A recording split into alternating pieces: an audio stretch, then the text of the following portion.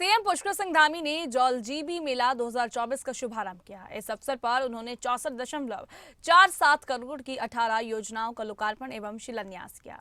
इस अवसर पर सीएम धामी ने महिला स्वयं सहायता समूह की ओर से बनाए जा रहे विभिन्न उत्पादों का अवलोकन भी किया। सीएम धामी ने कहा कि मेला भारत और नेपाल के बीच आर्थिक संबंधों को बढ़ाने का कार्य भी करता है। ये मेला छोटे व्यापारियों, किसानों और कारीगरों को अपने उत्पादों का मंच प्रदान करने का बड़ा माध्यम है। हमारी अनेक प्रकार की औषधियों को प्रोत्साहित करने में यह मेला महत्वपूर्ण भूमिका निभाता है। प्रधानमंत्री के नेतृत्व में सरकार सीमावर्ती क्षेत्रों के समग्र विकास के लिए वाइब्रेंट विलेज प्रोग्राम के तहत पूरी प्रतिबद्धता के साथ काम कर रही है।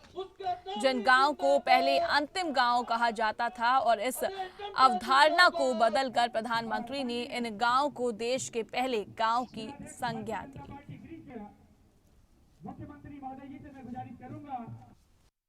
ये मेला हमारी जो समृद्ध परंपराएं हैं, उन परंपराओं को भी संजोने का और आने वाली पीढ़ियों तक पहुंचाने में अपना बहुत ही अद्वितीय योगदान देता है। हम सभी जानते हैं कि भारत और नेपाल के बीच और तिब्बत से, यहाँ से सदियों से ऐतिहासिक और सांस्कृतिक संबंध रहे हैं। अभी मेरे से पहले बोलने वाले सभी वक्ताओं ने उस पर प्रकाश डाला है।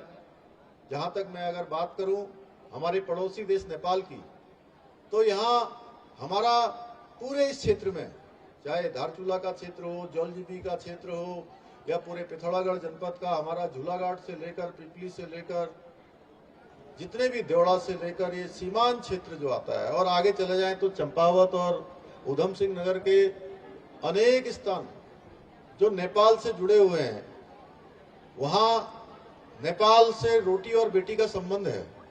और प्रत्येक दिन जब अभी विवाहों का लगन शुरू होता है, उस समय में प्रत्येक दिन कई बारातें नेपाल जाती हैं और कई नेपाल से यहाँ आती हैं। इस प्रकार का हमारा प्रागण संबंध है और हमारे आदरणीय प्रधानमंत्री नरेंद्र मोदी जी के नेतृत्व में यह संबंध और अधिक मजबूत हो रहे हैं और प्रगाढ़ हो रहे हैं। उनके नेतृत्व में केदारनाथ और पशुपतिनाथ के बीच आध्यात्मिक यात्रा सजी हुई। एक यात्रा केदारनाथ से पशुपतिनाथ की हुई थी। उस यात्रा ने भी दोनों के संबंधों को, दोनों राष्ट्रों के संबंधों को मजबूती प्रदान की थी। मुझे प्रसन्नता है कि वर्षों से जौलजीबी का ये मेला भारत और नेपाल के बीच भी सांस्कृतिक संबंधों के साथ साथ आर्थिक संबंधों को भी आगे बढ़ाने का काम करता आ रहा है।